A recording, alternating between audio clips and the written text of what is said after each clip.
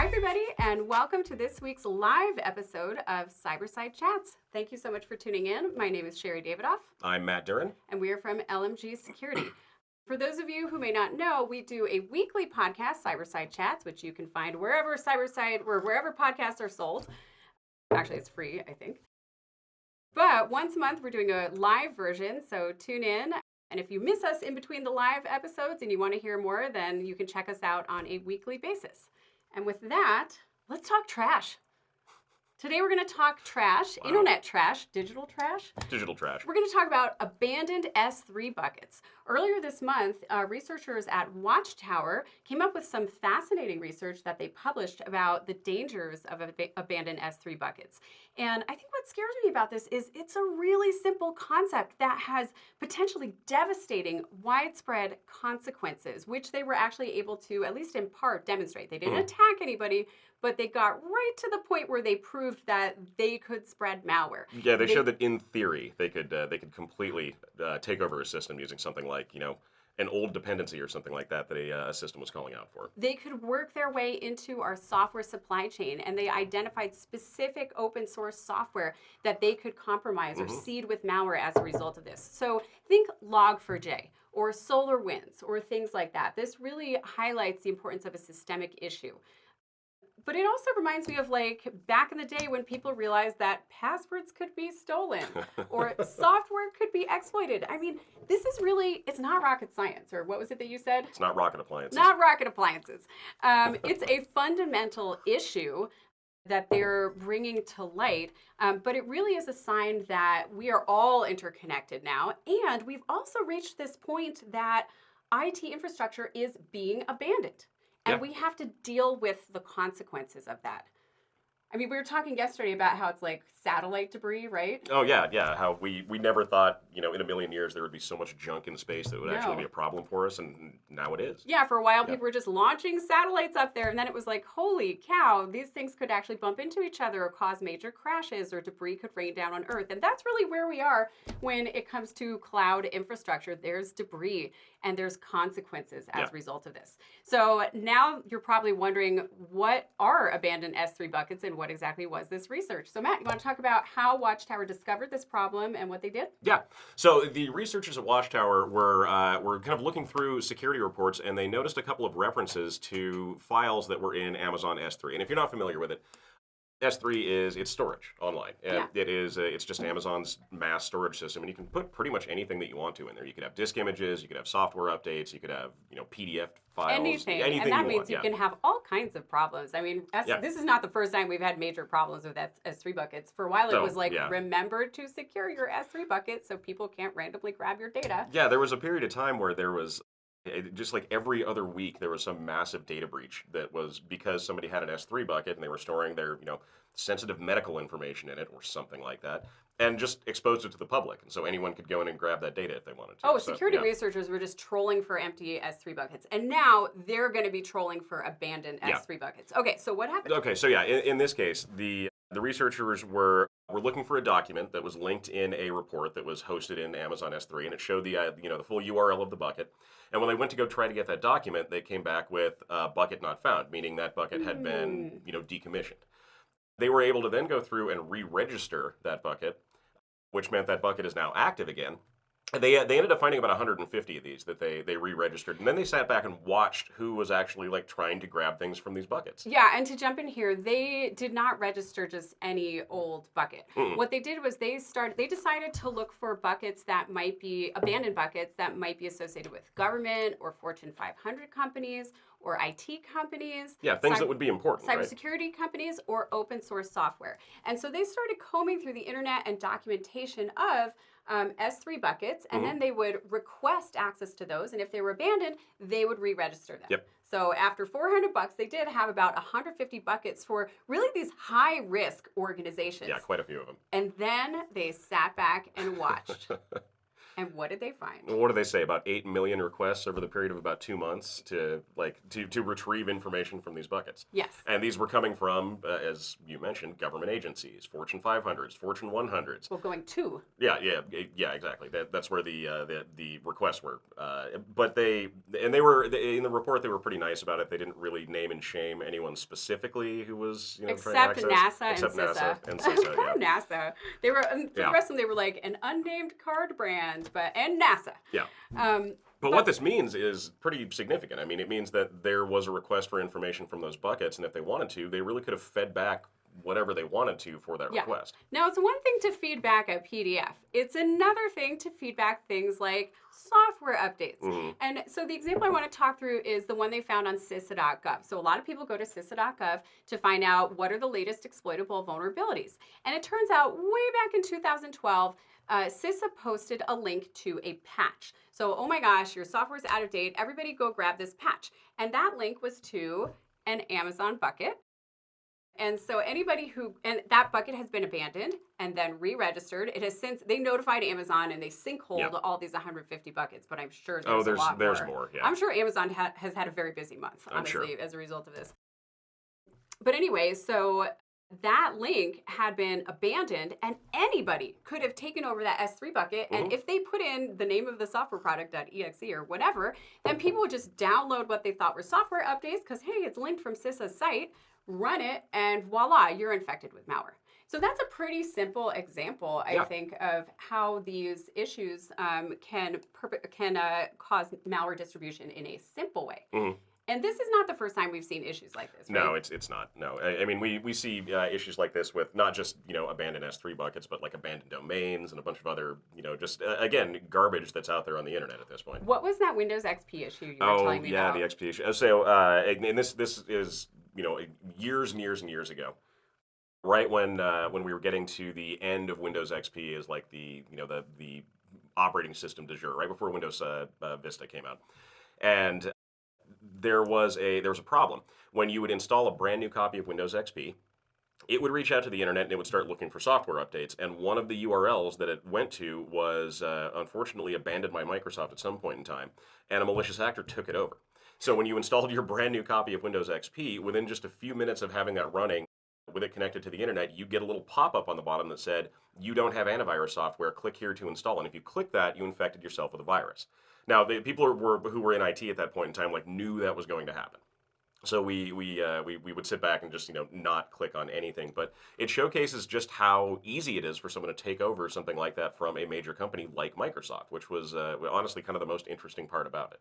Yeah, I mean, URLs, domains, we've known that those can be abandoned for a long time. And frankly, not all software vendors have planned for that, but major companies like Microsoft are checking for that. One of my favorite examples of that recently is Enron. I just started seeing advertisements pop up on social media saying Enron was back.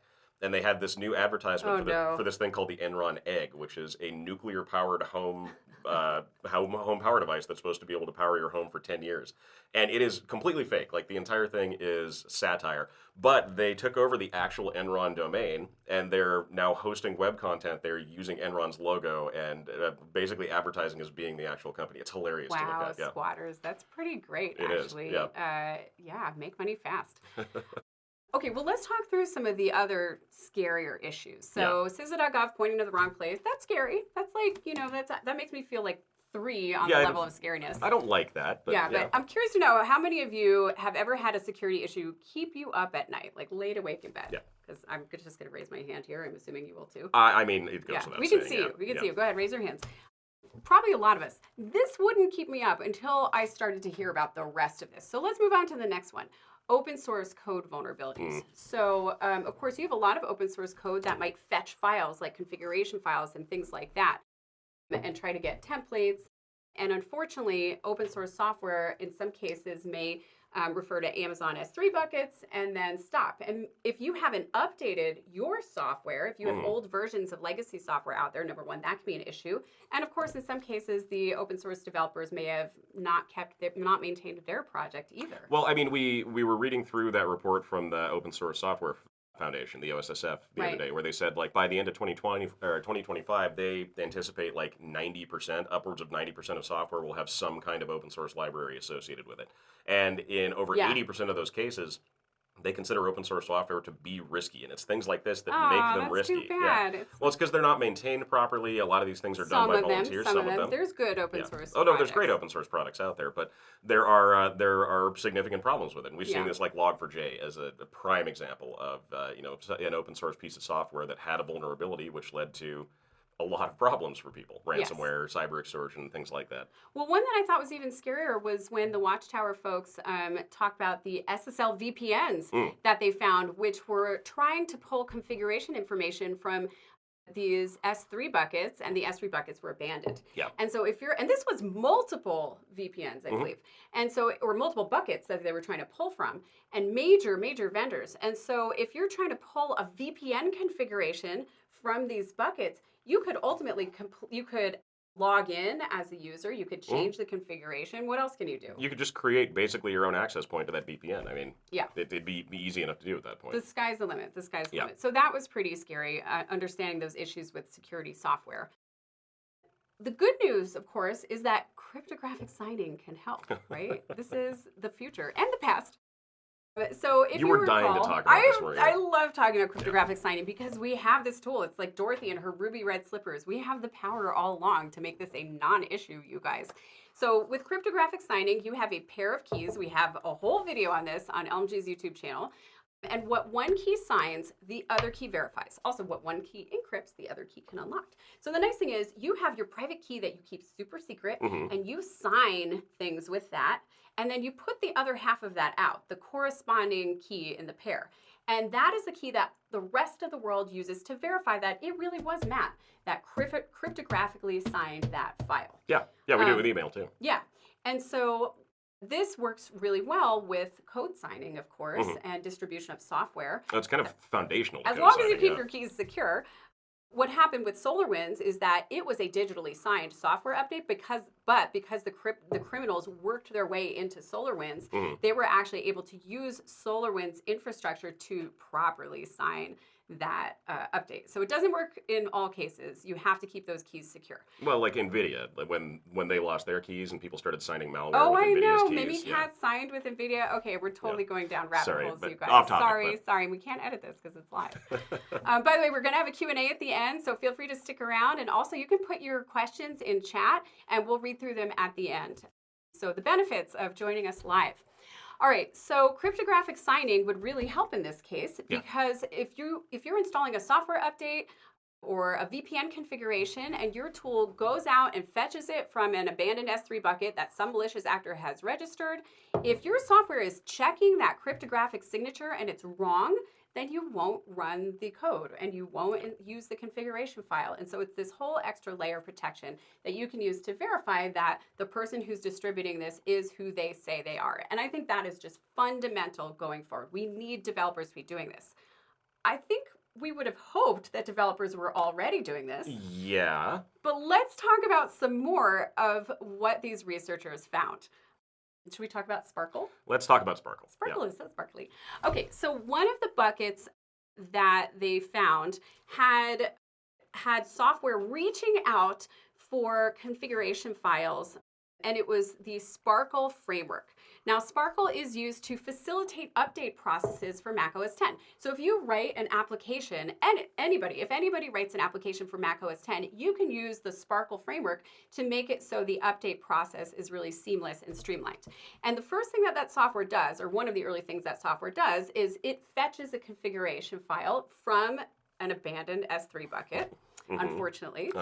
And that means that anybody could potentially create a fake configuration file. And it tells you different things. It could say, here's where you're going to go to fetch the updates, for example, or here's how often you need to fetch updates, things like that. Now, once it does that, it could have cryptographically checked and made sure that the signature was correct, but they chose not to do that. So unfortunately, this configuration file is not signed. But the good thing is that with the Sparkle framework, the updates have to be signed. It checks for a correct digital signature on the updates itself. So Problem solved, right, Matt? Oh, totally. Yeah. No way that anyone could sidestep that. Okay. Do you remember how they worked around it? No. Why don't you go through that one? Okay. So what happened was one of the tools that used the Sparkle framework for updates, they had the Sparkle framework, but they also decided just to upload a DMG file. So if it was easier for users, they could pull a DMG file, which is basically similar to an executable file, directly from that bucket and just run it on their local systems. And that was part of the documentation. You could just run this from your local systems users, and that bypasses the whole digital signing process and really adds to the risk of these abandoned S3 buckets. So that was scary also, because this isn't just an issue with one application. This is an issue with the whole system. That configuration file isn't cryptographically signed, and it's totally possible for developers to put arbitrary files in those buckets. So that was one problem. That's one problem. And that's like, you know, maybe I'm waking up early because of this. I'm not up all night, but I'm starting to get concerned. Yeah. And it was the Gradle suite issue. And you may not even know what Gradle is. Yeah. I did not really know what this was. So Gradle, if you're not familiar with it, it's what's called build automation software. So if you, like as a programmer, are compiling a program or something like that, and you need to bring in all of the open source libraries and dependencies and everything else that you use to actually build that software, Gradle can make that process automatic for you. It can also do things like software updates. It can install programs. I mean, there's a lot you can do with it. But it suffers from the exact same issue that Sparkle did. In a lot of cases, it reaches out to those abandoned S3 buckets because it's looking for open source software packages or something else that used to be hosted there. And that means if you can find where that was hosted, I mean, Gradle will pull something down and include it in that software package or potentially install it on a computer system. And it didn't seem to have the same kind of verification checks that Sparkle or some of the other automation toolkits had. Like, it just kind of did what you told it to do. So the end, yeah. This doesn't just affect one application. No, this affects a lot of applications. Lots of applications. And then, therefore, it affects the applications that depend on those applications.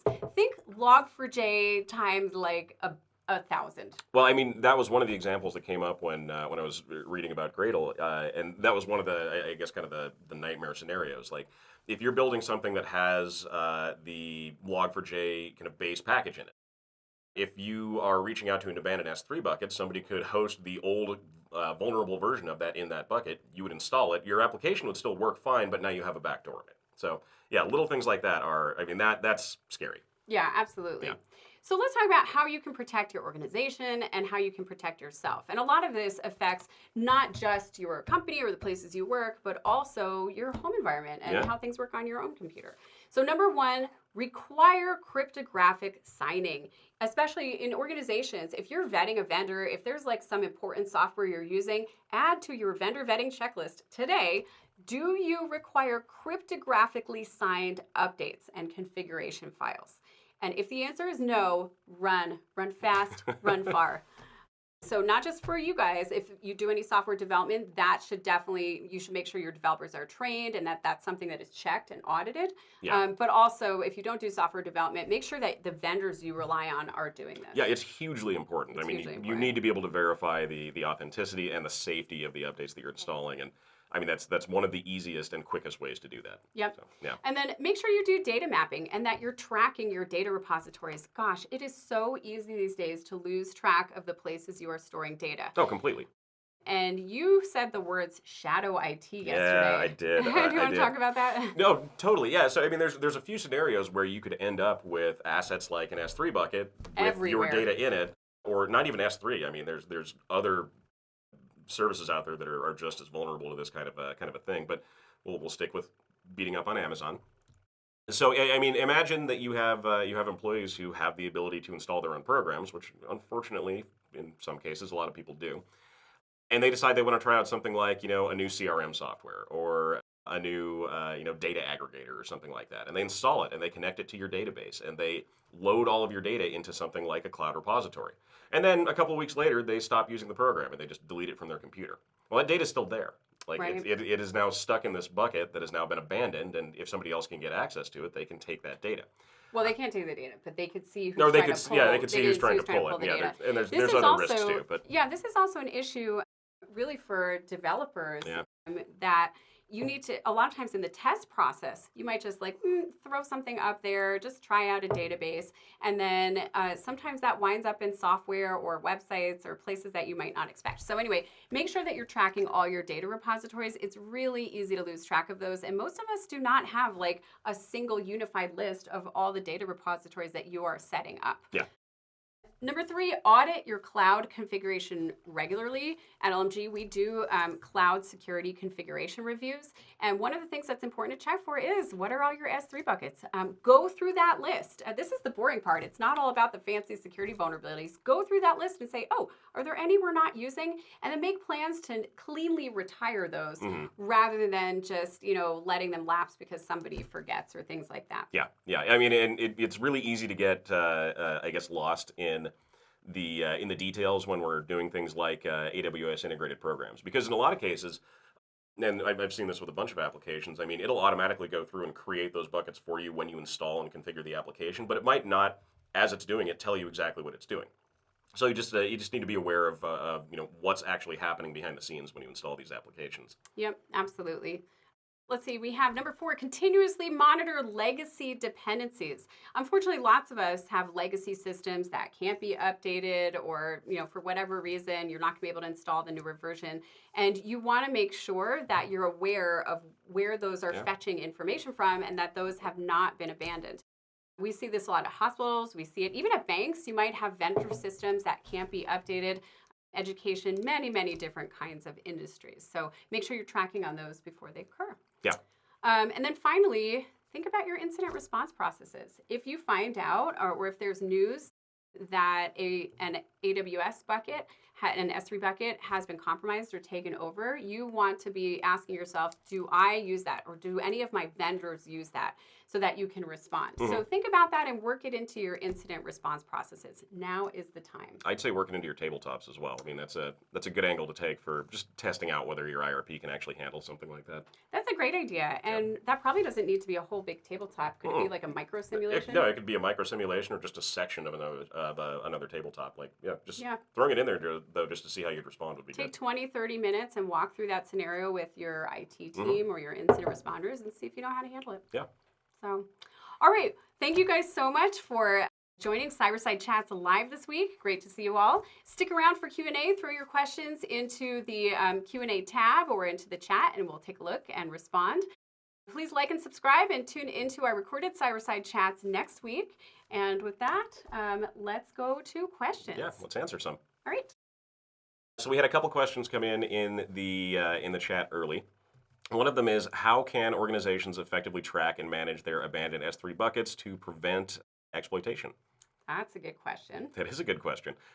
It is. It's really easy to lose track of those things. We talked about this just a few minutes ago. Working in IT prior to working in security, I mean, there were a lot of instances where we would spin up applications or test applications. It would create infrastructure in either Azure or S3, or it would use like MongoDB or something like that. And then we would not do anything with those applications. And there were more than one occasion, or there was more than one occasion where once we, basically decommissioned our test, we lost track of the fact that we had data stored in those cloud services. And I mean, through an audit later on down the road, we'd usually find it. But I'm reasonably certain that there are probably still applications we tested that when I was in IT over a decade ago that are probably still resident somewhere on the internet, and we just don't know about them. So again, it's just really important to, as you work through either testing or using software, you just keep track of where that data is going. And if you decommission it, make sure you decommission the assets that go along with it. That makes sense. Looks like we have another question. How does cryptographic signing help mitigate risks, and why isn't it a silver bullet for preventing supply chain attacks? I mean, it kind of is a silver bullet. Is it though? No. I mean, if it was deployed perfectly, it would be. But cryptographic signing has the potential to really decrease risks. Again, just because you have to keep those keys private. The algorithms these days, there's lots of options for strong algorithms. I personally am not worried about a normal criminal breaking a cryptographic algorithm. What I worry about is them stealing keys. Yeah, that's huge. And we've had so many data leaks. I love that you mentioned NVIDIA before, because NVIDIA, of course, makes graphic cards that are deployed on millions of systems. And that means that your computer has on it a public key for NVIDIA, which is pre-configured to trust software that's signed with that NVIDIA key.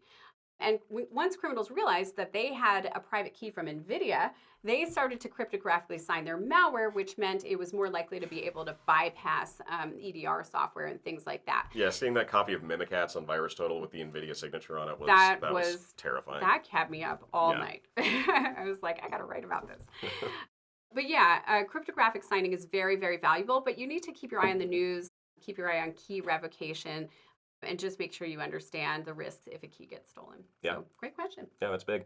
The other thing, too, and you mentioned this with SolarWinds, is that even with signed updates and things like that, if an attacker can compromise the actual software distribution chain, which is what happened with SolarWinds, that means that that update is still coming out as being signed and verified, but it contains that malicious software anyway. So again, that comes down to vendor management and their security best practices. When you ask why it's not a silver bullet, I mean, that's kind of one of the reasons. There are ways that if an attacker is savvy enough, they can get around that kind of security check.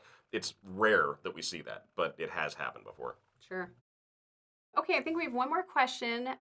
Let's see, my eyes are not great. Do you see one more? Microsoft has a flurry of activity around tenant security. What is working and what is not? Oh, I think that's before we started. So if you have other questions, feel free to drop us a line on LinkedIn. Sherry Davidoff, this is Matt Durin.